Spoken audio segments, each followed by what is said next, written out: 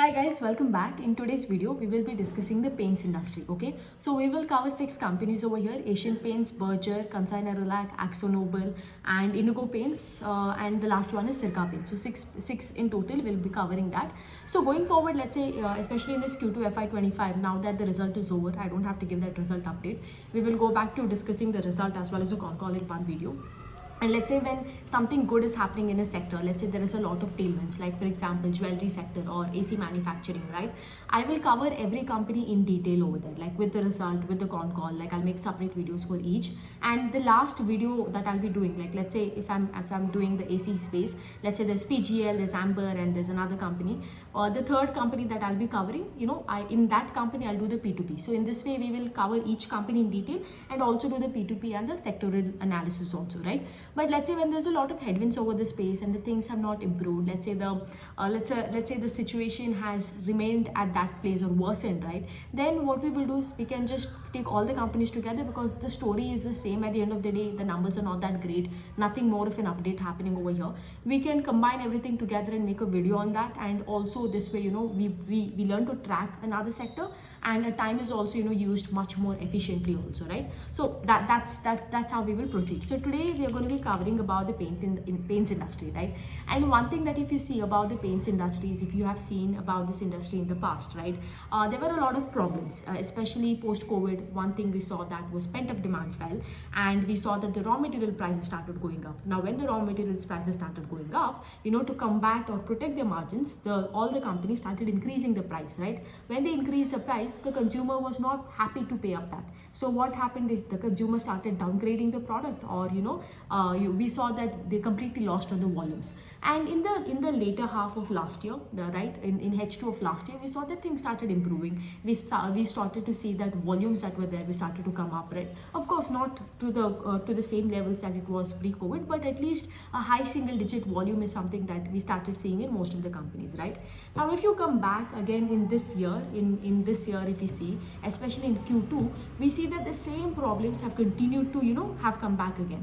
And one of the reason is when you look at the entire industry, when you talk about the paint industry, roughly the revenue comes from two spaces. One is the decorative paints and the other one is industrial paints. Decorative paints are those paints that you paint inside and outside of your homes, and industrial paints are those paints which it's a B2B business. You sell it to your OEMs for the cars, for bike, for vehicles, for machines, and all of that. Okay. Now, even in this decorative paints, which is like literally 60 to 80% of the entire industry demand comes from decorative paints, or the revenue comes from decorative paints. Okay.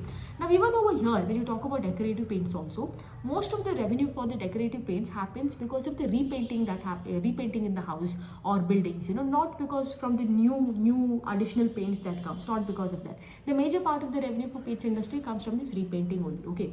So that is why you see Q3 is the best season over here, because Diwali ke time you tend to paint the house or not. Okay. Now over here, if you look at like I told you, with any companies that you see, this decorative segment, which is a huge part, right, for a lot of companies, this has not performed well due to a very, very tepid demand. Now already like Q2 ka quarter is a lean quarter, you don't see much happening over here, right? But you would always see this kind of slow down in revenue on a QOQ basis. I think for the first time we are seeing, even on a year-on-year, like when you compare Q2 of this year with Q2 of last year, it's terrible, absolutely terrible. The reason is, we see one, monsoon has been worse. We've seen flood in most of the areas. And the third, along with that, like I told you, the decorative part that is there, the demand is so low that don't even ask, right? Especially when you talk about demand, right? The urban demand is much more greater than rural demand, because when you talk about urban, right, like when you talk about T1 cities, metro cities, people are much more conscious. Some people want that luxurious paint, waterproof paint, lead-free paint and all. Now these are high margin products. Now this is what sells mostly in T1 cities. But when you go to T3 and T4 cities, putty, distemper, enamel, these kind of things sell more, right? And here this time also the consumer demand has been, like I told you, very tepid. And on top of that, the urban demand that you tell in urban cities has been the worst ever, right? And if you look in rural cities, okay, little bit revival is there. But over here also, even the demand from rural cities, it's not going to contribute much of the revenue, like I told, right? Because one, they cater to a lot of that lower margin products. That is one thing. And all of these Asian Paints, Berger Paints, Kansai Nerolac, all of these companies that you see, if you look at how they started it, they started from T1 and T2 cities, and then they went to T3 and T4 cities. So now when they're expanding more into T3 and T4 cities. So the major chunk of revenue is coming from the metro T1, T2 cities, right? And when there only there is so much problem, and on top of that, the problem is there in that decorative space, which is where maximum amount of revenue comes for the paint industry from. You can now imagine how terrible the situation is, right? So this is the more or less, you can tell, the entire narrative that is happening in the paints industries. That is a sectoral view, that if somebody asks you in your interview, this is what it is. Just terrible demand due to monsoon, urban demand, like I told you, all of those pointers. Now coming to the numbers, there are two companies over here, I would say. One is, of course, you have the industry leader Asian Paints, that gives you a big picture. Then you have your Indigo Paints, which used to be the cheetah over here. Okay, now when you talk about Asian Paints, right, Asian Paints ka sales fell by whooping like 5% on a year-on-year basis, and the profits fell by 43%. I do not have any words over here, right? I mean, this used to be once upon a time the greatest thing ever, and now that this is the condition, so you can imagine if you look at Berger Paints, also same, sales flat, PAT around the same range. If you look at Kansai Nerolac, if you see, sales also flat, PAT down by 31%. Akzo Nobel, sales up by 3%, PAT up by 4%. Indigo Paints, which used to be the cheetah in the space, sales up hardly. See, the cheetah in the space only is growing by 6%, and PAT yape down by 12%. So all of these players, can you see one thing that is common? Either the top line, the earnings growth, which is the most important factor, they've either degrown or flat, or the best case scenario, a single digit ka growth, and PAT is either flat or it is fallen down by 30-40%. So you can only imagine, how terrible the prices are. And on top of that, like when you talk about Asian Paints and Berger Paints, now these two companies have a part of their revenue coming from international sales, like Bangladesh, Nepal. If you look at Asian Paints, they have in certain countries of African continent also, like Ethiopia and all. यहाँ पे क्या हुआ है, यहाँ पर भी धक्का खाया उन्होंने, because if you look at Bangladesh, what is happening, political turmoil हो रहा है वहाँ पे. If you look at Sri Lanka, inflation is still there, right, with the geopolitical issue that happened over there. Things are improving, of course. It is not like वहाँ पे भी hunky dory things are going on. And if you look at the African subcontinents over there, there is a currency का devaluation हो रहा है. So in spite of getting the volume growth over there, because of this currency fluctuation, it is impacting the bottom line. So overall, just not great things happening over here. In fact, even if you look at the most important parameter for all these paint industries ka companies is volume growth, right? And volume growth for everybody is either negative or again 2 to 3%.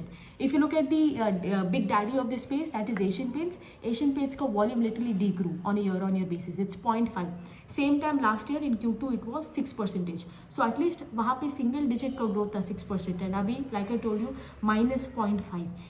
If you look at Indigo Paints, the cheetah over here is growing the volumes by 2 to 3%. Like that's in different categories. On a consolidated level, you can see like mostly it is around 3 to 4% kind of, again, low single digit kind of growth that you see with Indigo Paints also. So over here, right, like I told you, very subdued space. There is nothing happening, just terrible demand. Like probably there is just no hope. In fact, in Asian Paints ko con call, usually you see when Q2 is meek, Q2 is dull quarter, you will see this management comment like Q3 is coming up, we are very hopeful. For the first time, I think I've heard Asian Paints ka management tell like Q3 is also going to be subdued. There is no expectation for Q3 and Q4. At least they had a little bit of hope always, Q3 and Q4 better. But now that hope is also not there. Can you imagine the best quarter in the year? That is where, you see the highest amount of sales, you see the volumes coming back up, you see a little bit of value growth. And for that quarter, you're just telling like probably, the demand, we do not see any green shoots. It's very subdued. We do not see, probably this trend will continue. Like, those are the kind of words used. So you can only imagine, how terrible it is over here, right? The last company I will tell you, I'm not going to include it over here, is Sirca Paints.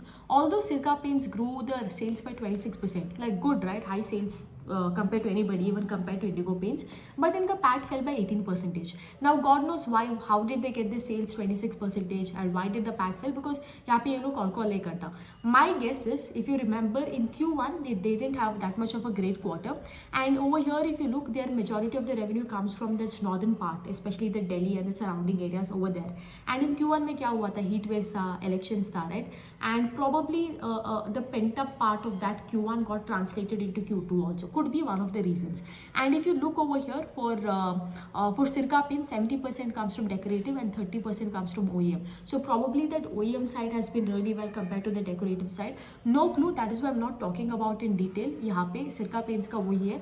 No clue. I understand the sales growth is there, but the fact that less disclosure as to like from where did the sales growth come, in spite of sales growth being there, why is the PAT not there? Is it because they've had only value growth? Probably volumes were a lot there. Probably volumes are there.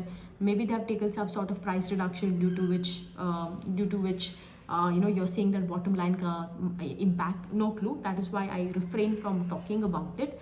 Yeah, so that's that about the entire paints industry as a whole. Now talking about, I will tell you, there are a couple of biases that I think you can come across with this paints industry. Okay, one thing is, usually you will see, right, there are certain stocks that especially you will see in X that is deemed as safe stocks, right? Like it's meant to be like, no matter what happens, you put your money over here and you're going to make a lot of money. You're never going to lose your money.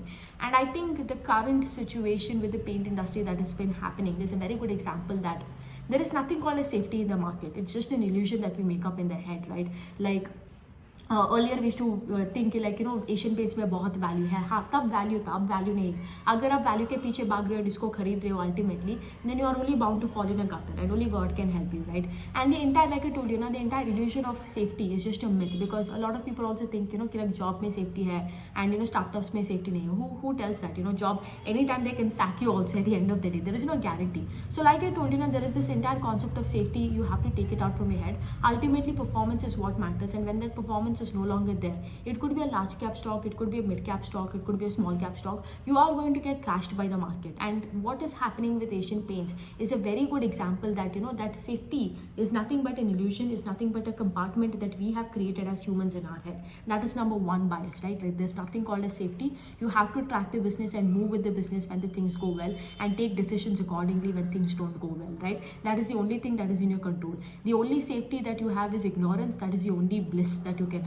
The other thing, the other bias that I would like to talk, and I usually stress on this a lot, is again the management bias. We have made up in our head okay, like there are certain management that is good, and as long as this management continues to be in power, continues to be in charge of the company, you will tend to make money over here. Again, a very wrong concept also to think, because if you look at all these companies, Asian Paints, Berger Paints and Indigo Paints, very top-notch management. The corporate governance is absolutely top-notch. I don't think over the years of operation you would have ever come across something that poses as a risk in terms of CG. But like I told you, in fact I'll tell you, right, like I have a lot of admiration for Hemant Jalan, who is the CEO of Indigo Paints. I just absolutely, it's a delight to hear him on con call. In fact, there are 4 of my people that I really love to see: Hemant Jalan of Indigo Paints, Sabu Brothers from Ethos, Nissan Joseph of Metro Brands Limited, and Acharya Manish from Gina Seco. Because I have seen these 4 people, the way they conduct themselves when things are going hunky-dory for the company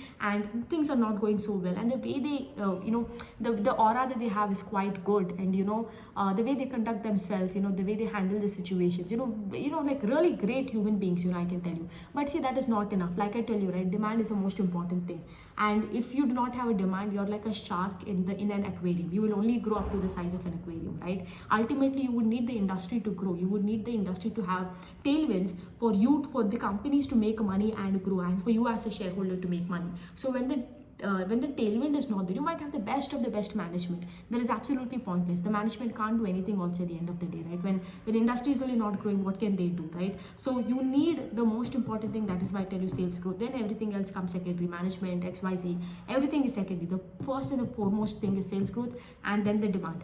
After that, everything else, like I told you, secondary, tertiary, whatever it is, right? So same thing over here. Don't get into this mindset like as long as this person is running the company, as long as this is a management, great, right? No, Asian Paints also has a great management. No wonder in that. In fact, Berger Paints great. Even I'll tell you this, I I'll talk about my own mistake over here. Like, okay, this was very long back. Berger Paints used to be my holding. There was a point when Berger Paints was growing much faster than Asian Paints in terms of volumes and in terms of sales, right? And at that time, this was at the very initial days of my investing journey. And at that time, I had read this book, I think Unstoppable by Kuldeep Singh Dingra, who's the founder of Berger Paints. Although at that time he was not running the company. I mean, when I invested it, at that time I think his sons or his daughter was running the company, right? But I had read the book and had become so emotionally attached. I had become like, अरे ये कुलदीप सिंह डिग्रा का company है, वो इतना अच्छा बंदा है, अगर इसका कंपनी है तो ये लाइक करके ही दिखाएगा. I swear the day I bought that stock, the next quarter it didn't. It started going down. So I have done this mistake. That is why I can speak so confidently over here. Don't it's very easy to fall into that bias कि like ये management है तो everything will go hunky dory. They will come out of it. That's not going to happen, like, ultimately. So just if you are also coming across these biases, think about it, may take an action on that. Don't be dependent on it. Overall, like I told you, paints industry not so great, like nothing great happening. In fact, the situation has worsened compared to last quarter, or even the same time last year, same quarter also. So nothing really great happening over here, right? So that's all about paint industries. I'll catch up with you again in another video of another company or another sector. So that's that. Chalo, take care. Bye.